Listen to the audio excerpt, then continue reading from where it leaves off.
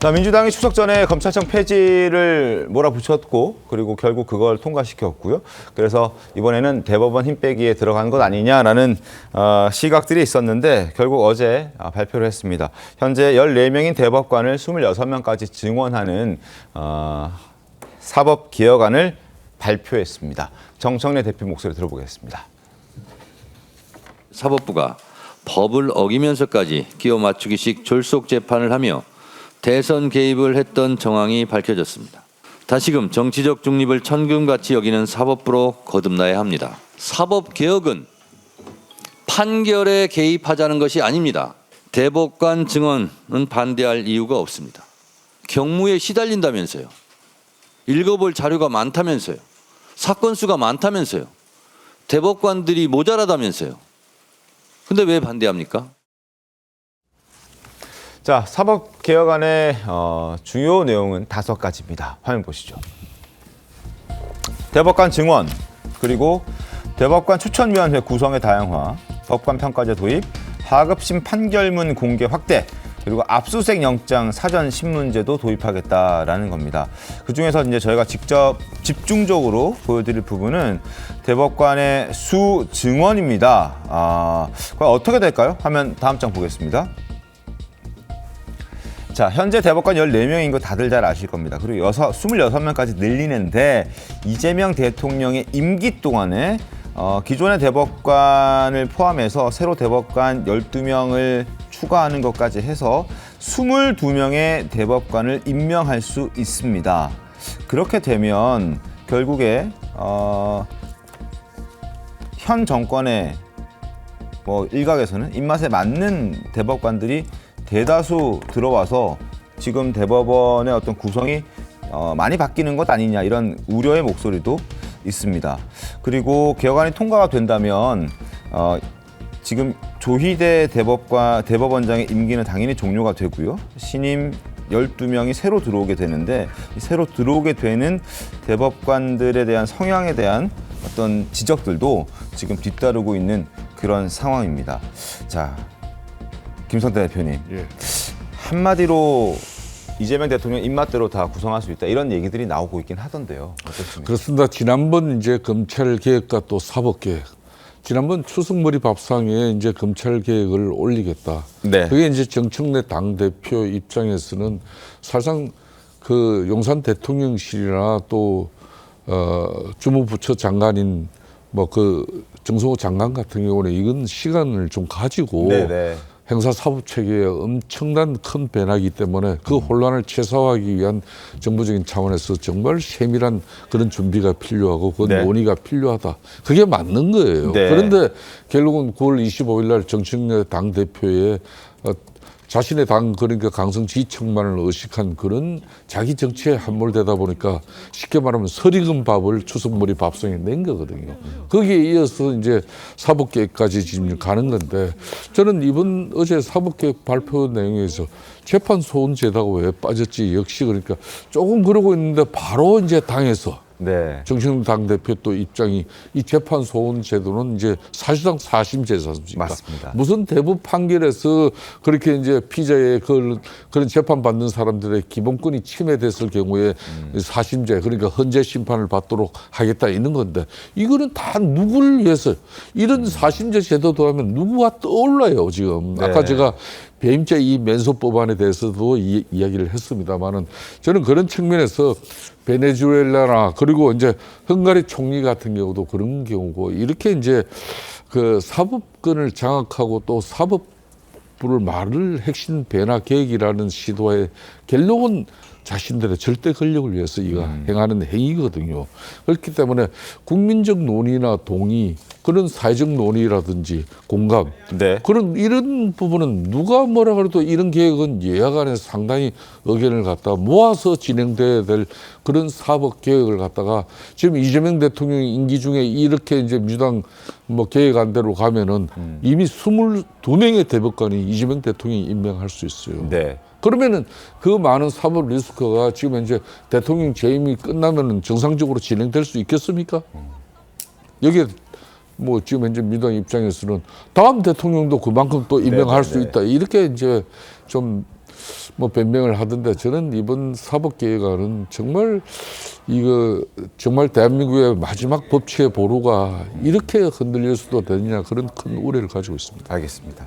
자, 그리고 또 하나 논란이 되는 부분은 지금 대법관 후보 추천위원회를 구성할 때 구성원을 일부 바꾸겠다라는 겁니다. 늘리면서 구성원도 바꾸겠다는 건데 어떻게 바뀌는지 화면 함께 보겠습니다. 자, 추천위원장, 현재 대법원장이 지명하는데 변경 후에는 위원회 호선, 그냥 뭐 이렇게 얘기해서 바로 통과시키겠다는 거죠. 그리고 법원 행정처장이 대법관 후보 추천위원회에 포함이 돼 있었습니다. 그런데 이걸 헌법재판소 사무처장으로 변경하겠다는 겁니다. 법원 행정처장을 빼고 헌법재판소 사무처장을 넣는다. 조희대 대법원장, 결국 대법원의 힘을 빼겠다는 것 아니냐라는 지적들이 뒤따르고 있는 것인데, 지난주 대법원 국감 기억하시죠? 조희대 대법원장을 부르고 이석시키지 않고 혹은 또 찾아가서 국감했던 것 기억하실 겁니다. 그때 법원 행정처장이 이석시켜달라고 간곡한 요청을 했지만 추미애 법사위원장은 받아들여주지 않았습니다. 그때 모습 보겠습니다.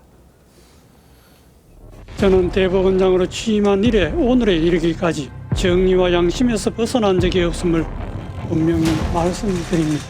어떠한 재판을 하였다는 이유로 법관을 증언대에 세우는 상황이 생긴다면 재판을 하는 것이 위축되고, 우선 조희대 대법원장님에 대한 질의와 응답을 진행하는데 아까 시민들이 인터넷에 이런 걸 올리고 있습니다. 한덕수 총리를 만난 적이 있습니까? 없습니까? 윤석열과 만난 적 있습니까? 87헌법이 성립되고 나서는 이제 우리 대법원장님께서 나와서 일문일답을 하신 적은 없습니다. 대법원 국감은 저런 분위기였던 반면에 헌법재판소 국감은 3시간 만에 끝났습니다. 굉장히 짧게 끝났고, 그리고 민주당 의원들은 뭐 감사하다는 표현을 할 정도로 아주 스무스하게 마무리가 됐습니다. 이런 분위기 때문에 대법원의 힘을 빼고 헌법재판소에 힘을 좀 실어주기 위한 목적이 아니냐라는 지적도 최 의원님 있거든요. 그거 어떻게 좀 봐야 되겠습니까? 예, 그런데 뭐 헌법재판소 국감하면 또 야당 의원들이 끈질기게 하면 시간이 더 갈 수 있었겠는데, 야당 의원도 그래 빨리 끝내자 해서 빨리 끝난 거 아닙니까? 그 사정을 좀 봐야 될 것 같고. 그런데 지금 이제 저희들이 한 가지 이제 정확하게 해야 될 것은, 지금 대법원장은 조희대 대법원장이지 않습니까? 네네. 만약에 이 법이 통과가 되면 네. 대통령께 대법관의 임명 제청은 누가 합니까? 대법원장. 네. 조희대 대법원장이 하게 돼 있는 거예요. 그리고 대법원장은 후보 추천위원회, 대법관 후보 추천위원회로부터 추천받아서 또 3배수로 대통령께 추천하는 거 아닙니까? 네. 그러면 그 후보 추천위원회의 주도를, 지명을 누가 합니까? 지금 조희대 대법원장이 하게 돼 있습니다. 조희대 대법원장의 임기는 아직 몇 년 남았잖아요. 네. 그런데 야당에서 과연 이 사실을 알고도 그렇게 계속 지적을 하는 것인지 다시 되묻지 않을 수가 없고요. 그런 측면에서 또 법원 행정처장을 빼고 헌재의 사무처장을 넣는다. 그러니까 전체 10분의 대법관 추천위원회 중에는 네. 대부분이 대법원장이 지명을 하는 것이고, 그러다 보면 대법원장의 성향에 따라서 네. 그 후보 추천위원회의 구성이 그 다 동색일 가능성이 높잖아요. 그러나 헌법재판소도 대법원과 동일한 정도의 또 위상을 갖는 네. 우리나라 헌법 체계상 또 존재하는 헌법심판기구니까 법원 행정처장은 대법원장의 하명에 따라서 그냥 그대로 그 대법원장이 의도대로만 하는 그런 것에서 헌법재판소의 사무처장을 후보 추천위원회에 구성원에 들어가게 함으로써 일종의 좀 견제와 균형을 최고 상법기관, 헌법 재판기관끼리의 견제와 균형을 깨하려는 뭐 그런 취지로 보이는데, 물론 이것도 이제 전문가들의 네. 의견도 들어봐야 되고 청문회도 해봐야 되고, 특히 야당의 입장도 좀 고려해 가면서 앞으로 의원총회나 여러 가지 과정 속에서 좀 다듬어지지는 않겠나 이렇게 봐집니다. 근데 이제 저런 논의를 하는 과정에서 대법원의 의견을 뭐 거의 듣지 않았다라는 어떤 일각의 우려와 걱정도 있기 때문에 걱정하는 사람들이 꽤 많은 것 같긴 합니다. 맞습니다. 사실 이거는 어떻게 보면은 이 대법관 후보 추천위원회에 이 지금 이제 헌재 사무처장이 들어간다는 것은 이를테면 회사에서 A 회사에서 직원을 뽑는데 B 회사에 인사 담당자가 와가지고 뽑는 거하고 똑같은 거예요. 네. 내 회사에서 쓸 사람을 뽑는데 물론 이제 뭐 대법관 뽑는 것을 정확히 회사에 비할 수는 없겠지만은 대법관은 헌법재판관하고 다릅니다. 네. 헌법재판관 같은 경우에는 국회에서도 어떤 추천권이 있고 하잖아요. 네. 그런데 대법관은 정말 재판을 잘하는 사람을 뽑아야 되거든요. 네. 그래서 대법원장이 전부 다 14명을 다 임명제청을 하는 겁니다. 이 대법원장이 임명제청을 하는데 가장 중요한 사람이 위원회에서 이 법원 행정처장이에요. 행정처장이 어떻게 보면 일선 판사들의 인사라든지 예산 조직을 다 관할을 하기 때문에 네. 이 중에서 누가 가장 적합한지를 가장 잘 판단할 수 있는 사람인데 그 사람을 빼고 옆집에 다른 회사에서 그러니까 상무가 와가지고 우리 회사 직원을 뽑겠다.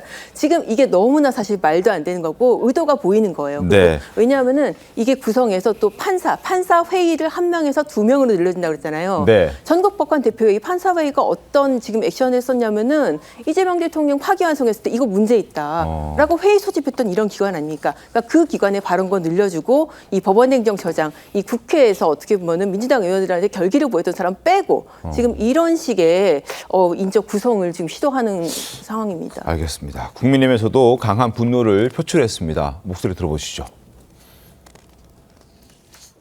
이제 독재의 수레바퀴가 굴러가기 시작했습니다. 더불어민주당이 사법개혁이라는 미명 아래 또다시 대한민국 법치의 근간을 뒤흔들고 있습니다. 대법관들의 과도한 업무를 덜어준다는 명분으로 덧칠했지만 실체는 명확합니다. 정권의 홍위병을 늘려서 이재명 대통령의 재판을 영원히 묻어두겠다는 속셈입니다. 중남미와 여러 독재 국가에서 대법관을 집권 여당과 대통령이 원하는 스타일의 대법관을 갑자기 확대 임명하면서 사법부가 완전히 무너지고 독재가 완성된 사례를 수차 우리가 봐왔습니다. 그것은 사법개혁이 아니라 사법개악이고. 자, 저런 지적들이 나오고 있습니다. 김성현 대표님. 그러니까 이제 헝가리 오르반 총리나 네. 또 이 베네수엘라 차베스 같은 경우는 이게 절대 권력을 원했던 사람이에요. 이 절대 권력을 손에 쥐려고 하는 그 정치 권력들은 늘 사법부를 손을 대냅니다. 네. 그렇기 때문에 이게 이제 마른 사법계획이 이 대법관 수를 정언해가지고 자기 사람을 씹어버리면은 기존 네. 사법 체계가 대법원 체계가 무너져 버립니다.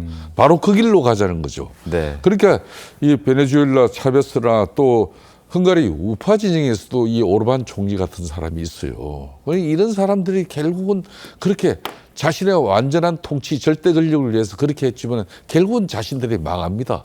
그러니까 지금 사법계의 본질은 1심, 2심이 이게 판사 부족으로 가지고 엄청 시간이 많이 끌어짐으로써 문제지 상고심에 지금 문제가 아니라는 거죠. 본질적인 사법계획의 그런 내용을 다시 국민적 논의 과정을 통해서 민주당도 좀 바로잡아야 된다 이런 생각을 가집니다. 알겠습니다.